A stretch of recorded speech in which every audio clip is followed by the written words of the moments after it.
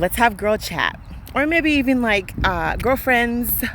But guys can be involved in this as well. It's information for everybody, right? So we're having a little chat, and we're gonna have this chat on the topic of one of the sneakiest causes of depression. Okay? The sneakiest cause of depression is self-pity. Self-pity, aka victimization, like feeling like you are a victim. How you can tell that somebody is a victim or has victim mentality is every time they tell you a story, they don't realize that they're the common denominator in their story. So when they tell you their story, it's almost like everybody is mean to me and I don't know why. Everybody treats me wrongly and I don't know why. Everybody isolates me and I don't know why. If they are the ones like in the center point of every story but cannot realize that they're the common denominator of every story that they're telling you, they might be suffering from victimization or victim mentality. Anyways, going back to self-pity. You gotta be mindful, right? Now, this is to those of us that, because I too was once in this victimization, It didn't show up as victimization. For me, I call it self-pity because it showed up as, that little voice within yourself that says, oh, you ain't got no friends. Nobody likes you. Oh, yeah, they acting like they like you, but who knows if they really like you? Nobody wants you around. Nobody's going to miss you. You might as well just do it because nobody's going to miss you. That voice right there, right, is actually self-pity. And let me explain. Because these days you don't touch on subjects or whatever and stuff like that without triggering people. When you start, that voice doesn't come until you buy into the first voice, right? And the first voice there is like, ooh, everybody's doing great but me. Everybody got their shit together but me. Everybody. And when you go along those lines, literally it's a rabbit hole. No, it's like sinking sand. You will drown very quickly. It literally is like quicksand. Is that quicksand? Yeah, it's quicksand. What'd I say? Sinking sand? What'd I say? Anyways, it's like quicksand, right? You gotta find people. Because now my train of thought that I was thinking was like, then you have all these people that are like, oh, when someone is in that state of mind, you should have empathy. But what's your definition of empathy?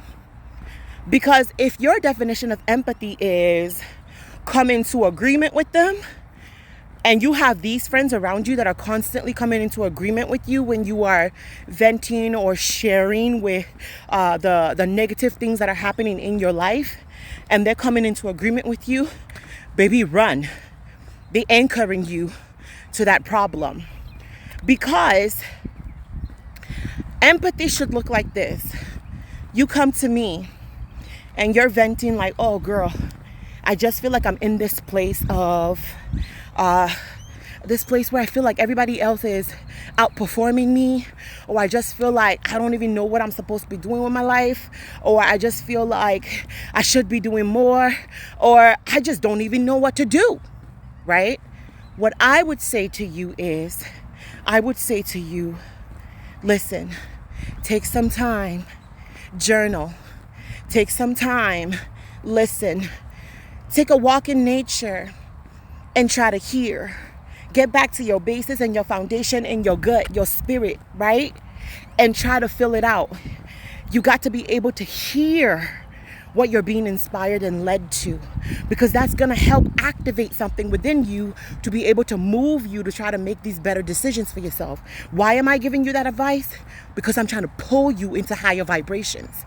If you don't have friends in your life that try to pull you into higher vibrations but come into agreement with you to the low, that's a problem. You better start praying to God, because God got to give you better friends. That's what you should be praying for, is better friends. Because true empathy, compassion should always move you to higher vibrations. It's always trying to get you to see the silver lining, right? It's always trying to get you to see that greater is He that is in you than he that is in the world. It's always trying to see you, that you got greatness in you. It's always trying to tell you, or it sees within you. That's what I'm looking for. It sees within you what you can't see for yourself. That's what empathy and compassion does. Even in the slightest form, right? It says, girl, you know you could do better. Oh, I know you can. You can do it. I know you can. You can do it. As simple as that. If you have a friend who's doing that, hang on to that friend. That's a good friend. Girl, we know you know we're in this together. We can't quit. Let's just keep on going. We could do this. We could do this. Oh, girl, no, you can't quit. We're not quitting. I'll do it with you. That's the type of friend you need in this season. Not friends that come along and say, yeah, well, you know what that actually looks like? Let's even go back to like Bible times. Like let's church this up a little bit, right? If you're thinking in terms of like church and stuff like that, what that would look like is, instead of Jesus, like if Jesus was practicing what we call empathy these days, the people would come and they'd be like, oh, Jesus, my child is sick. Please heal my child. Oh, I'm sorry to hear that. I'm sorry that your child is sick. Oh, well, I hope they get better. Oh, sometimes this sickness, it sticks around a while. Oh, I hope you find a cure.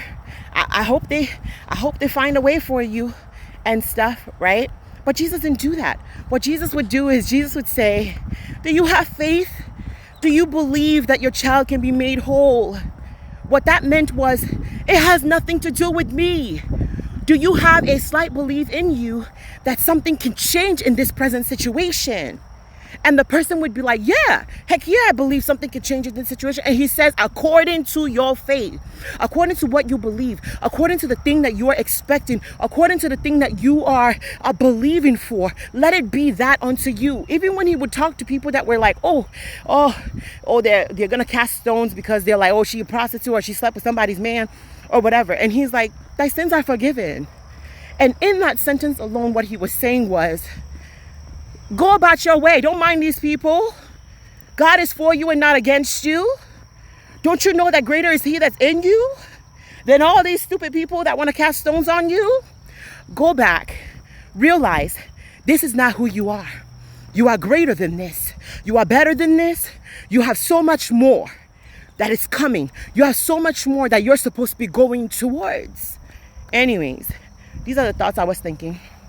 I think a lot of thoughts when I'm taking my walks, because when you get into nature, something happens. It's like you're inspired, your thoughts flow, you hear God, you declutter your mind. And sometimes, you got to put like inspirational stuff in your ears, because if you put a lot of like the stuff that's clouding you up in the first place, you're just going to be clogged up even more. Anyways, I hope this blesses somebody. I'm not saying that like everyone that is trying to do it is doing it wrong, right? I'm just saying there's too many people on the internet that seem to be saying the right things, but they ain't helping nobody. Because the more they open their mouths, the more relationships seems to be breaking up. The more that the families are becoming dysfunctional. So you gotta be mindful. Is this information raising me up? Or is it leaving me where I'm currently at? Or even worse? Has the information that I've collected made my life even better? Or has it kept me stagnant? And you got to be mindful. And you got to ask God to lead you to the right people that can speak life to you so you can elevate. I love you. Talk to you later.